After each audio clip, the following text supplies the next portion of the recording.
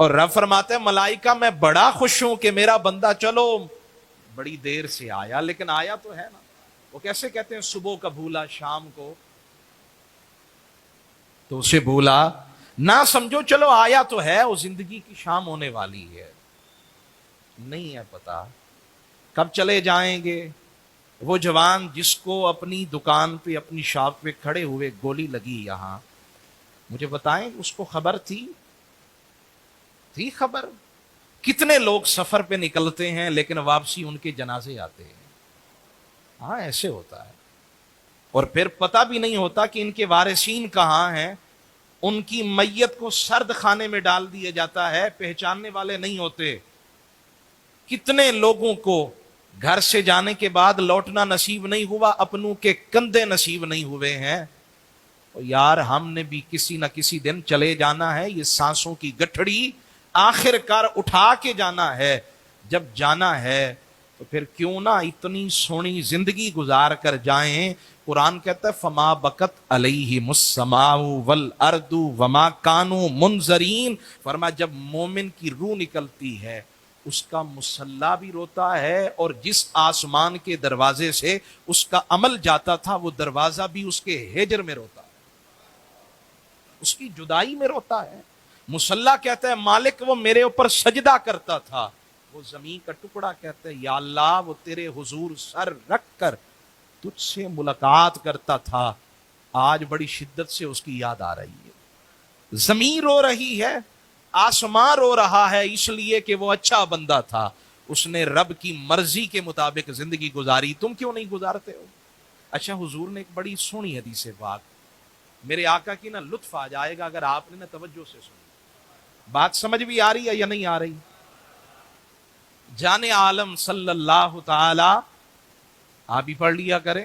تو میرے آقا صلی اللہ علیہ وسلم نے فرمایا عائشہ یہ جو رات ہے نا اسے یاد کر لو, اس رات کے اندر اللہ کی رحمت بخشنے کے بہانے ڈھونڈتی ہے, بخشنے کے بہانے ڈھونڈتی ہے. اور فرمایا بنو کلب اس زمانے کا وہ قبیلہ تھا جس کی بکریوں کے ریوڑ بے پناہ تھے. فرمایا میرے آقا نے فرمایا اللہ قبیلہ بنو کلب کی بکریوں کے بالوں سے بھی زیادہ میری امت کے گناہگاروں کو بخشتا ہے. ہم تو مائل بکرم ہیں, کوئی سائل ہی نہیں, راہ دکھلائیں کسے کوئی راہ روے منزل ہی نہیں. اور سنیں فرمایا یہ جو 15 شعبان کی رات ہے مقدر جگانے کی رات ہے, مقدر سوارنے کی رات ہے.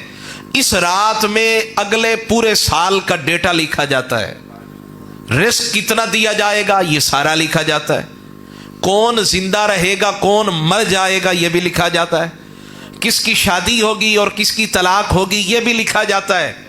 اور ساتھ ہی یہ بھی بیان کیا کہ بندہ گھر بنوارا ہوتا ہے لیکن اس کا نام مرنے والوں کی فہرست میں لکھ دیا گیا ہوتا ہے. وہ شادی کی تیاریاں کر رہا ہوتا ہے, خواب بن رہا ہوتا ہے, میری دلہن آئے گی, لیکن اس کا نام مرنے والوں کی فہرست میں لکھا ہوتا ہے. کوئی زمین خرید رہا ہے, کوئی زمین کے لیے جھگڑا کر رہا ہے. یہ زمین کے لیے 8 بندے جو ہے نا وہ ختم ہو گئے, لیکن ہوتا کیا ہے کہ لکھ دیا گیا ہوتا ہے کہ یہ بندہ مر جائے گا. تو پھر یہ جھگڑے کس کے لیے؟ یہ بتائیں زمین کوئی بندہ اپنی قبر میں ساتھ لے کر گیا ہے؟ بولیں ذرا.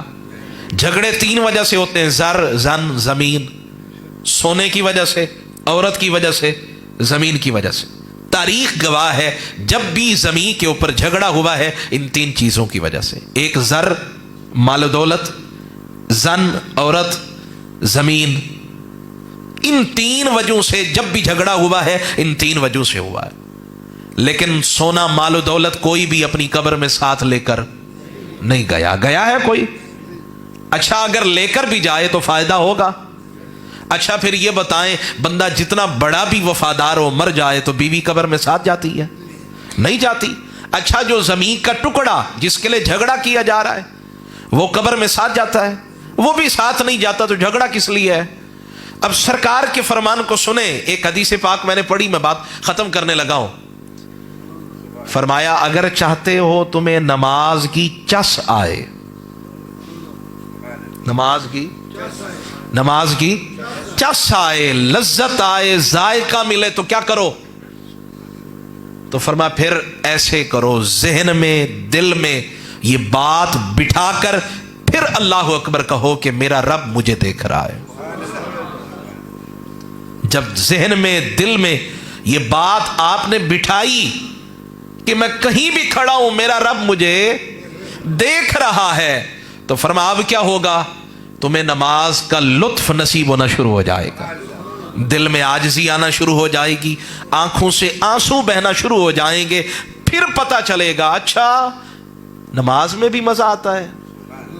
मेरे हुजूर फरमाते हैं अब आप जितने लोग बैठे हैं ना, हमारा पता है वतीरा क्या है? हम गुनाह करते हुए किसी को पकड़ लेना तो फिर सारी जिंदगी ताने देते हैं, सारी जिंदगी उसे शर्मिंदा करते हैं।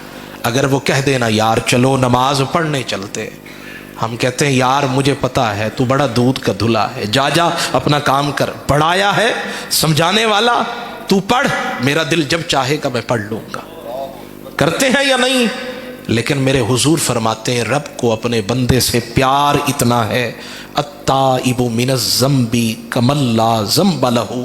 फरमाया जब बंदा सच्ची तौबा करता है, जब पक्की तौबा करता है, माफी मांगता है, अश्क बहाता है, दिल में शर्मिंदगी होती है, या अल्लाह मैंने तुझे नाराज किया, तू मुझसे रूठा है, मैं तुझसे माफी मांगने आया हूं, तुझसे ना मांगू तो किससे मांगू, किसके दरवाजे पे जाऊं?